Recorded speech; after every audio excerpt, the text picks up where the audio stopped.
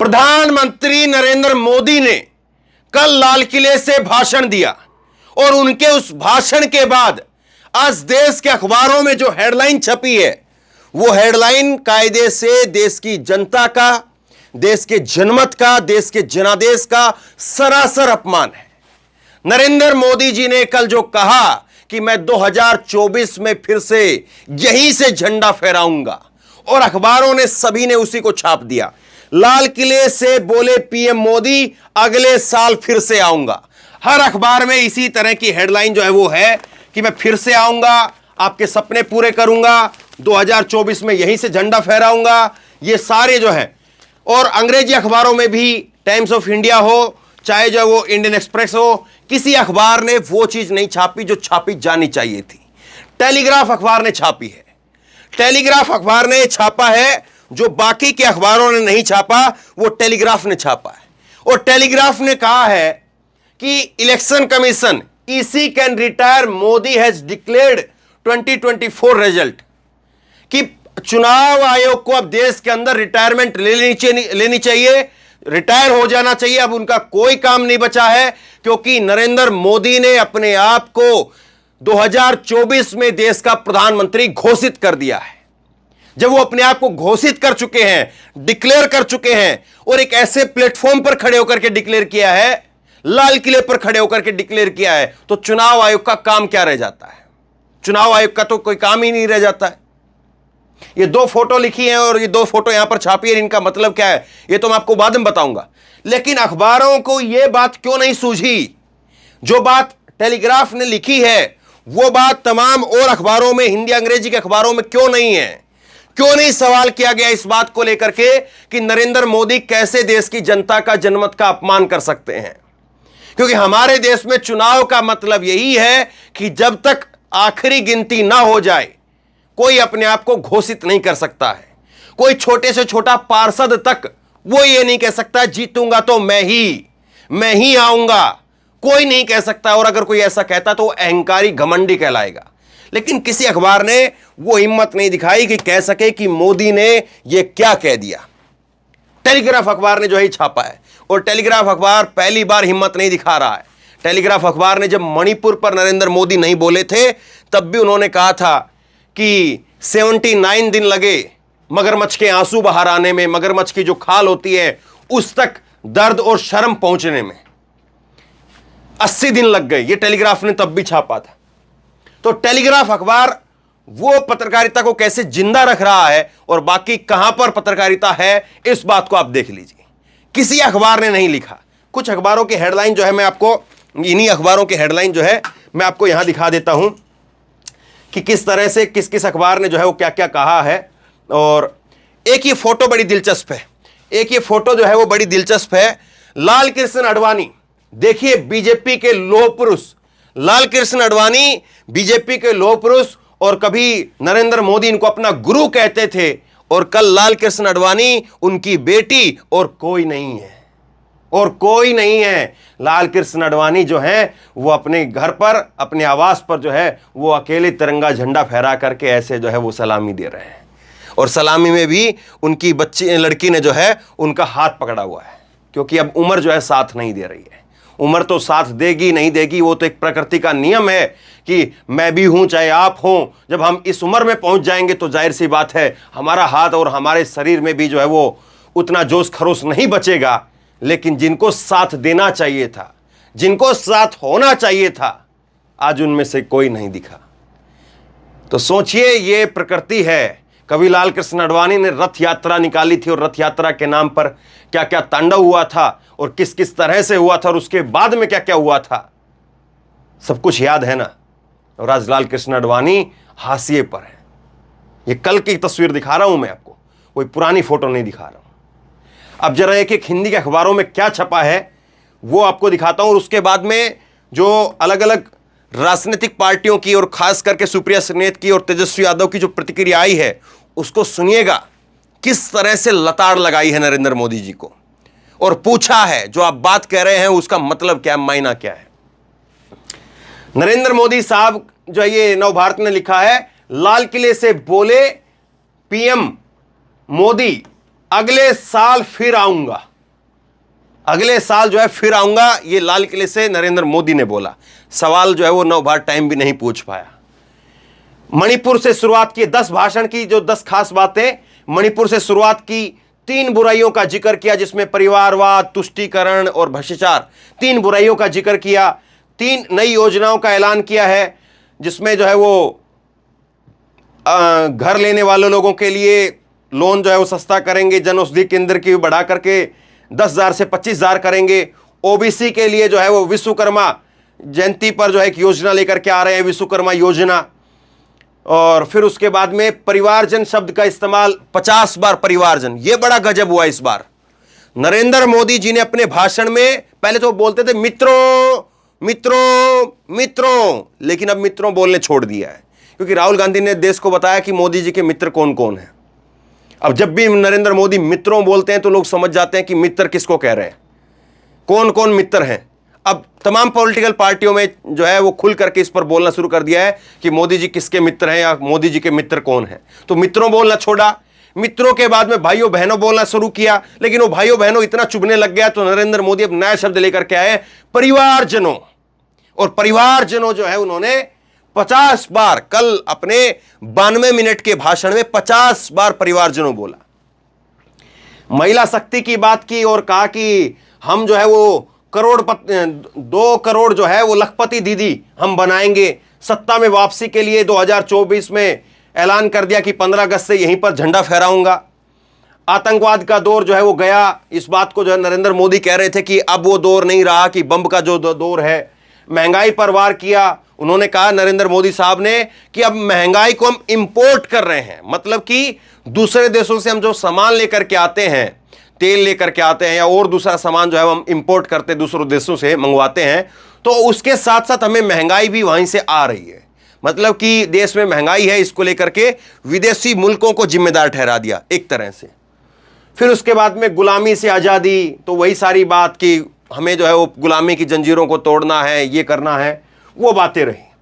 और राजस्थानी पगड़ी पहनी, क्योंकि राजस्थान में चुनाव आने हैं, राजस्थानी पगड़ी पहनी है ये। लेकिन अब कोई खास बातें रही नहीं। सबको मालूम है कि हाँ जो है अगर मणिपुर में चुनाव है तो मणिपुरी टोपी पहने हुए नजर आएंगे, असम में चुनाव है तो असम की हैट पहने हुए नजर आएंगे, राजस्थान में चुनाव है तो राजस्थान की पगड़ी पहनेंगे, और कहीं पर चुनाव है तो उसका कुछ ना कुछ जो है वो गमछा डाल लेंगे, असम का गमछा डाल लेंगे। तो कुछ ना कुछ जो है वो सबको मालूम है कि जहां चुनाव होगा तो उसी हिसाब से जो है वो जो वेशभूषा है, जो ड्रेस है, वो डिजाइन की जाती है। अब इसके बाद में हिंदुस्तान ने लिखा है कि अगले वर्ष फिर से तिरंगा फहराऊंगा, नरेंद्र मोदी ये कह रहे हैं। 48 मिनट का 90 मिनट का भाषण, यही सारी बातें जो मैंने अभी आपको बताई है। अब इसके बाद में टेलीग्राफ अखबार ने कहा है कि ईसी कैन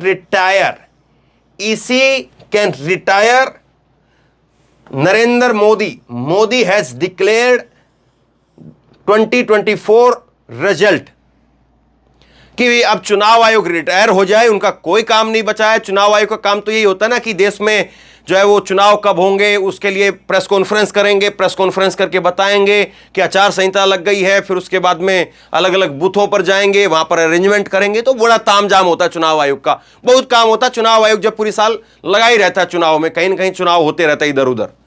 लेकिन 2024 का सबसे बड़ा चुनाव, जो चुनाव ही 2-2.5 महीने चलता है, वोटिंग जो है वो अलग अलग फेज की अगर आप देखेंगे तो करीब 2 महीने बीत जाते हैं, 8 चरणों में वोटिंग होती है। तो अब कह रहे कि चुनाव आयोग को रिटायर हो जाए, उनके पास में कोई काम नहीं बचा है।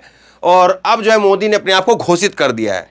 कांग्रेस का जो है इस पर रिएक्शन आया और कांग्रेस कह रही है कि ये क्रॉस इलेक्शन स्पीच है फिल्ड विद लाइज, मतलब कि चुनावी भाषण है और कुछ नहीं है, और उसमें भी झूठ पे झूठ भरे हुए हैं, ये कांग्रेस ने कहा। और मल्लिकार्जुन खड़गे ने तो कल कहा ही था कि मोदी अगली बार झंडा जरूर फहराएंगे, लेकिन अपने घर पर फहराएंगे, अपने घर की छत पर फहराएंगे, लाल किले से नहीं। इस बार उनका रिटायरमेंट हो रहा है। तो ये कांग्रेस की तरफ से रिएक्शन है। अब ये 2 फोटो देखिए, यहां पर लिखा है कि हार्ड सेल लेफ्ट बिलो, और इस तरफ जो है वो यहां पर लिखा है डिलीवर्ड, मतलब कि ये यहां से जो है वो बेचा गया और यहां पर जो है वो पहुंच गया है। अब क्या बेचा गया और क्या पहुंच गया है वो तो आप समझते हैं, मतलब कि पूरा खुल करके इस पर जो है वो नहीं लिखा गया है, लेकिन कुल मिलाकर के बात यही है कि नरेंद्र मोदी जब कल बोल रहे थे, उसके बाद में बोले तो जो है वो बीरेन सिंह भी हैं, और बीरेन सिंह का कल के स्पीच में ये रहा कि उन्होंने कहा कि मैं शांति की अपील करता हूँ, सब लोग शांति से रहें, और जो कुछ स्वार्थी लोग हैं उनके कारण हिंसा भड़की है, कुछ लोगों ने अपने स्वार्थ के लिए आग लगाई है, इस तरह की बातें उन्होंने शांति की अपील की। वैसे ही नरेंद्र मोदी जी ने कल मणिपुर को लेकर के अपने शुरुआती वक्तव्य के अंदर 5-10 मिनट के बाद में मणिपुर का जिक्र किया। तो एक तरह से तो इस फोटो को आप यहां से ये देख सकते हैं कि नरेंद्र मोदी साहब ने यहां से जो है वो बोला और उसके बाद में मैसेज जो है वो वहां तक पहुंच गया। दूसरा ये भी है कि नरेंद्र मोदी और उनकी सरकार ने जो चीज़ें हिंदू मुसलमान की तो वैसे ही वहां पर जो है कुकी और मैतई में हो गया। इसको आप ऐसे भी देख सकते हैं। लेकिन कुल मिलाकर के टेलीग्राफ अखबार अगर ऐसी पत्रकारिता होने लग जाए, जाहिर सी बात यह है कि टेलीग्राफ अखबार जैसे जो अखबार हैं या जो भी संस्थान हैं, उनकी रीच बहुत कम है। अभी यही खबर जो मैं बता रहा हूं, तो यही खबर जो है वो आपने कितने चैनलों पर देखी होगी? मुझे नहीं लगता कि कोई बहुत ज़्यादा चैनलों ने इसको कवर किया होगा। कोई हो सकता है कि कोई इक्का दुक्का चैनल ने इस पर खबर की हो, तो लोगों तक पहुंचती नहीं है खबर। इसीलिए आप खबर जब अलग देखें किसी चैनल के ऊपर तो उसको शेयर जरूर करें। आपको लगे कि हाँ इस पर कुछ अलग खबर आई है जो और बाकी के चैनलों ने नहीं की, तो उस पर जरूर शेयर किया करें।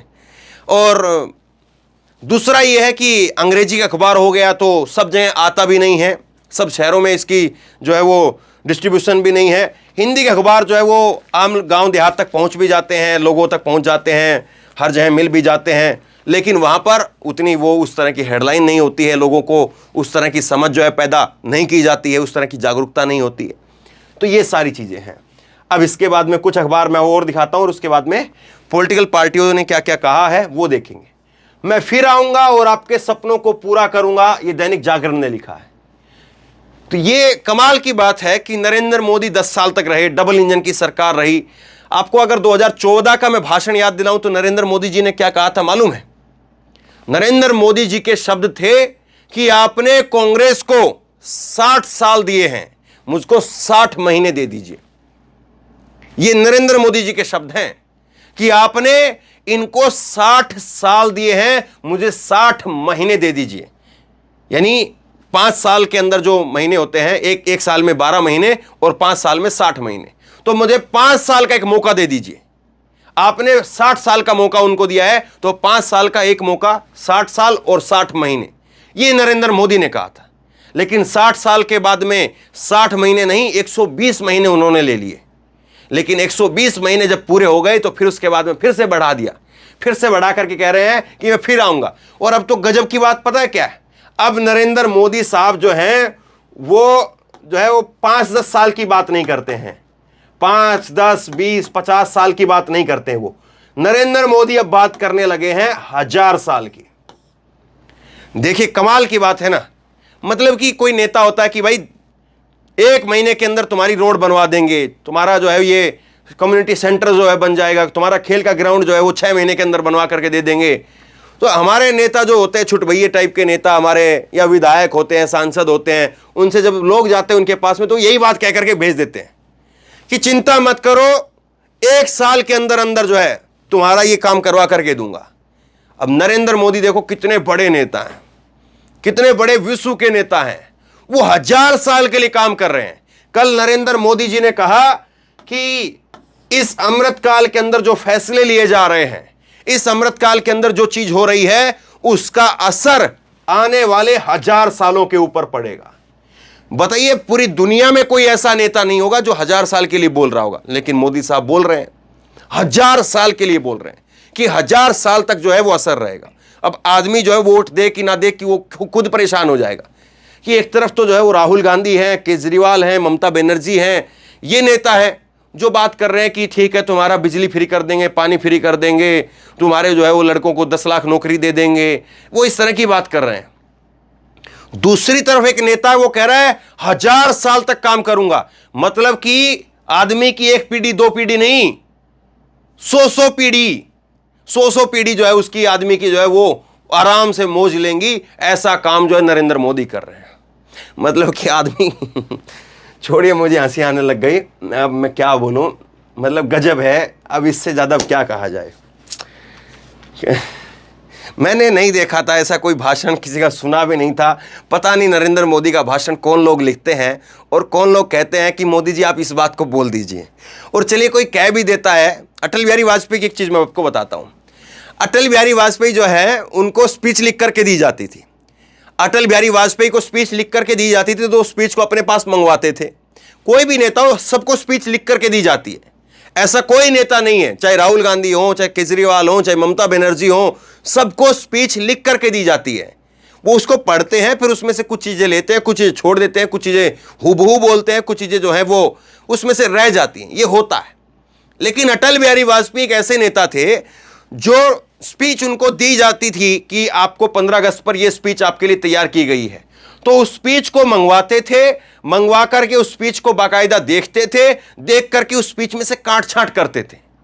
और अटल बिहारी वाजपेयी की 15 अगस्त की खास करके मैं कह रहा हूं, हालांकि अटल बिहारी वाजपेयी का एक बयान वो भी है बाबरी को लेकर के, जब उन्होंने कहा था जमीन को समतल करना पड़ेगा, वो भी है, उसमें कोई दो राय नहीं, उसको कोई दरकिनार नहीं कर सकता है कि उन्होंने वो बयान दिया तो उस बयान का क्या रिएक्शन हुआ था, उससे कोई दो राय नहीं है। लेकिन उसके अलावा उनके जीवन में अगर और बाकी राजनीति देखेंगे और अगर खास तौर पर प्रधानमंत्री के तौर पर उनको देखेंगे, लाल किले से उनको देखेंगे, तो उनके भाषण में कभी इस तरह के शब्द नहीं रहे, कभी इस तरह के शब्द नहीं रहे कि जिन शब्दों को लेकर के अगले दिन जो है कोई पत्रकार खड़े होकर के सवाल पूछे कि मोदी जी ये क्या कर रहे हैं, अटल बिहारी वाजपेयी ये क्या कर रहे हैं, कोई ऐसा कह दे, ऐसा हुआ नहीं। अब चलिए आगे मैं आपको बताता हूं। इसमें जो है वो सुप्रिया सुलेह के जो है काउंटर आया कांग्रेस की तरफ से, और वो कह रहे हैं कि मैं तीसरी बार आऊंगा। पीएम मोदी की असुरक्षा झलकती है, ये दिलासा वो अपने आप को दे रहे हैं। ये देश वो 3 इडियट की पिक्चर नहीं है कि ऑल इज वेल बोलो तो सब ठीक हो जाएगा, झोला उठाना पड़ेगा। ये सुप्रिया सुलेह ने कहा है। लाल किले से राष्ट्र को संबोधन था या नुक्कड़ की चुनावी सभा थी? मतलब कि आप जो है वो ये कह रहे कि तीसरी बार आऊंगा, वो किसको कह रहे हैं? जैसे मैं कई बार उदाहरण देता हूं कि कई छुटभैया नेता होते हैं, वो चुनाव के अंदर जो है वो ढोल पीटते हैं और चुनाव के अंदर कहते हैं कोई नहीं है टक्कर में, इस बार तुम्हारा भाई है, फला फला, इस तरह के नारे जो अपने समर्थकों से लगवाते हैं। तो इसका मतलब क्या होता है मालूम है? इसका मतलब ये होता है कि वो अपने लिए हवा बनवा रहे होते हैं। उनको भी मालूम है कि हाँ भाई टक्कर तो जबरदस्त है, लेकिन हवा बनवा रहे होते हैं कि हवा ऐसी बना दो, लोगों में जो है ऐसे नारे चिल्लाते रहो तो लोगों को लगेगा हाँ यार वाकई इस बार जो है वो फला आदमी का चांस है। और दूसरा ट्वीट किया इन्होंने, परिवारजनों के ऊपर बोला है कि राहुल गांधी जी की भारत जोड़ो यात्रा ने उनकी बेशुमार मोहब्बत ने, अजनबियों के बीच उनके अपनत्वों ने आखिरकार पीएम मोदी को भी मजबूर कर दिया। देश को मित्रों से परिवार बनाने के लिए यह मोहब्बत की ताकत है। 90 मिनट के भाषण में 26 बार परिवारजन ऐसे ही थोड़ी कह दिया मोदी जी ने। हालांकि वैसे 50 बार है, तो सुप्रिया सुलेह की भी जो आईटी सेल है उनको थोड़ा अपडेट करके रखे, वो भी थोड़ा कमजोर है। तो ये 2 बातें जो है इनकी तरफ से कही गई। और चूंकि वो जो है वो परिवार के ऊपर बोल रहे थे, परिवारवाद पर बोल रहे थे, तो उस पर जो है वो तेजस्वी यादव ने ट्वीट किया है। आरजेडी ने ट्वीट किया है। आरजेडी ने लिखा है कि अहंकार तो सोने की लंका वाले महाशक्तिशाली और विद्वान रावण का भी नहीं टिका, तो मोदी जी किस भ्रम में है? लाल किले से यह कहना कि 2024 में मैं ही आऊंगा, यह मोदी जी का घमंड है। सुने हैं परिवारवाद पर बोल रहे थे, 2 दिन पहले अजीत पवार को गले लगा रहे थे और आज ज्ञान दे रहे हैं। ये जो है वो आरजेडी ने ट्वीट किया है। तेजस्वी यादव का ट्वीट आया है, आदरणीय प्रधानमंत्री जी को उनकी कैबिनेट, मंत्रिमंडल, पार्टी, सहयोगी दलों में व्याप्त घनघोर परिवारवाद और भ्रष्टाचार को सूक्ष्म अवलोकन व विश्लेषण करना चाहिए, ताकि कम से कम उन्हें लाल किले की प्राचीर से देश को असत्य न बोलना पड़े। सनातन धर्म में असत्य बोलना बहुत गलत समझा जाता है। तो अब सारी पार्टियां जो हैं वो बीजेपी की पिच पर जाकर के उनकी पिच खोदने का काम कर रही है। तो तेजस्वी यादव ने कहा कि सनातन में बहुत बड़ा जो है ये असत्य बोलना गलत समझा जाता है। और उन्होंने एक पुरानी वीडियो विधानसभा बिहार की शेयर की है, जिसके अंदर वो बीजेपी के नेताओं की परिवारवाद की लिस्ट गिनवा रहे थे। आरजेडी ने एक और ट्वीट किया है कि इन गलतियों का, इतनी गलतियां, क्या यह उम्र का असर है अथवा घबराहट है, बेचैनी और हार का डर है? दरअसल क्या हुआ कि कल नरेंद्र मोदी जब बोल रहे थे तो बार बार कभी कुछ बोल जा रहे हैं, कभी कुछ बोल जा रहे हैं, कभी जो है वो 20 करोड़ बोल जा रहे हैं, कभी 20 लाख बोल जा रहे हैं। तो तमाम तरह से जो है वो नरेंद्र मोदी जब बोल रहे थे तो उनके भाषण के अंदर बहुत सारी गलतियां, एक नहीं बहुत सारी गलतियां, मैं अगर कहूं तो कम से कम 25-30 बार जो है उनके भाषण में जो है वो तुतलाट देखने को मिली। तुतलाट के साथ साथ जो है वो एक हड़बड़ाहट में जो है वो दिख रहे थे। तो कई सारी गलतियां थी, खैर अब उन पर क्या जाएं। जो बड़ी बात है वो यही है कि देश के प्रधानमंत्री अपने आप को जो है वो डिक्लेयर कर दे रहे हैं। तो अब देश में चुनाव आयोग का क्या काम है, देश में वोटर का क्या काम है, लोगों का क्या काम है। आप लोग क्यों बेफजूल में जो है वो चुनाव के समय पर कोई दिल्ली रहता है, कोई मुंबई रहता है और वो फिर वहां से सैकड़ों हजारों किलोमीटर का सफर तय करके अपने गांव जाता है, वहां जाकर के वोट डालता है। 2-2.5 घंटे वहां पर हम लोग खड़े रहते हैं। चुनाव में इतना पैसा बहता है, कहीं पर पता चलता है इतने रुपए करोड़ पकड़े गए, कहीं पर इतनी शराब पकड़ी गई, कहीं पर कुछ पकड़ा गया, कहीं पर कुछ पकड़ा गया। तो देखिए मोदी जी देश को कितना आसान कर दे रहे हैं। मोदी जी देश के लिए देखिए कितना बड़ा काम कर रहे हैं। वो चुटकी में अपने आप को डिक्लेयर कर देते हैं 2024 का प्रधानमंत्री मैं, बात खत्म। भाई इतनी जल्दी तो अब मैं कहना नहीं चाहता, ये बड़ी हल्की सी बात हो जाएगी। ये बिग बॉस का जो है वो पता होता है सबको वैसे तो कि ये क्या होगा, वो उसका विनर घोषित नहीं होता है। इतनी जल्दी आप देश का प्रधानमंत्री घोषित कर दे रहे हैं। और ये सब बातें इसलिए खास हैं, इसलिए अहम है, इसलिए जरूरी है क्योंकि हम कोई साधारण देश नहीं है। हम पूरी दुनिया के सबसे बड़े लोकतांत्रिक देश हैं।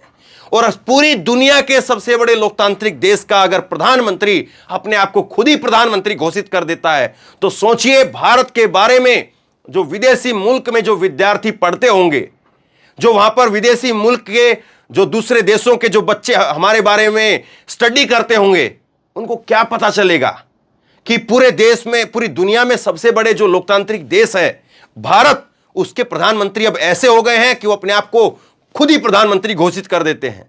तो क्या हमारी छवि रह जाती है, क्या हमारी इज्जत रह जाती है, क्या हमारी आन बान शान रह जाती है। सोचिए जरा इस बात को। एक हमारे बारे में पढ़ाया जाता है कि नेहरू उस देश के पहले प्रधानमंत्री थे जिन्होंने श्यामा प्रसाद मुखर्जी को अपनी कैबिनेट के अंदर रखा, जबकि श्यामा प्रसाद मुखर्जी विरोधी दल के नेता थे। उनको जो है अपनी सरकार के अंदर शामिल किया, कैबिनेट के अंदर रखा। एक हमारे बारे में वो चीजें पढ़ने को मिलती हैं, विदेश में भी देश में भी हम वो पढ़ते हैं। और एक जो है वो आज का इतिहास जो आज लिखा जा रहा है वो पढ़ने को मिलेगा कि दुनिया के सबसे बड़े लोकतांत्रिक देश का प्रधानमंत्री वो आज इतना लोकतांत्रिक हो गया है, या इतना जो है वो उसने अपने आप को जो है सुकचा दिया है कि खुद ही घोषित कर देता है। दोनों चीजें आपके सामने हैं। और क्या ये जनमत का, देश की जनता का, देश के जनादेश का अपमान नहीं है? क्या देश में फिर चुनाव होने चाहिए या नहीं होने चाहिए? नीचे कमेंट बॉक्स में लिख करके जरूर बताइए। इस वीडियो को अपना टाइम निकाल करके अपने लोगों के साथ, दोस्तों के साथ, परिवार वालों के साथ जरूर शेयर कीजिए ताकि लोगों को एक बड़ी पिक्चर, बड़ी तस्वीर समझ में आए, लोग सोचे समझे, उनके अंदर जागरूकता आए, दिमाग की खिड़कियां खुले, अंधभक्त और चमचे बनने से बचें। तो शेयर कीजिए, लोगों तक पहुंचाइए। आप क्या सोचते हैं नीचे कमेंट बॉक्स में लिख करके जरूर बताइए ताकि और लोग भी आपकी राय को पढ़ें। और इसी तरह की तमाम खबरों के लिए ऑनलाइन न्यूज इंडिया को सब्सक्राइब कीजिए, साथ में जो बेल आइकन है घंटी उसको जरूर दबाइए ताकि जैसे ही कोई खबर अपलोड करें उसकी नोटिफिकेशन सीधे सबसे पहले आपको मिल सके। और अगर ये वीडियो फेसबुक पर देख रहे हैं तो फेसबुक पर हमारे पेज को लाइक कीजिए, फॉलो कीजिए और इस खबर को शेयर कीजिए। धन्यवाद।